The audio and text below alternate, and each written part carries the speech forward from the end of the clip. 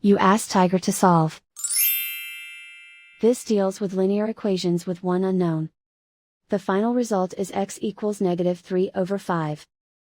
Let's solve it step by step. Simplify the expression.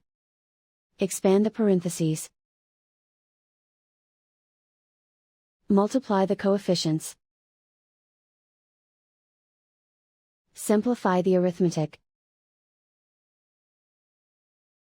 Group all constants on the right side of the equation. Subtract 24 from both sides. Simplify the arithmetic.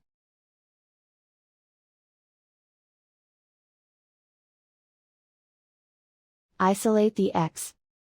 Divide both sides by 20. Simplify the fraction. Find the greatest common factor of the numerator and denominator.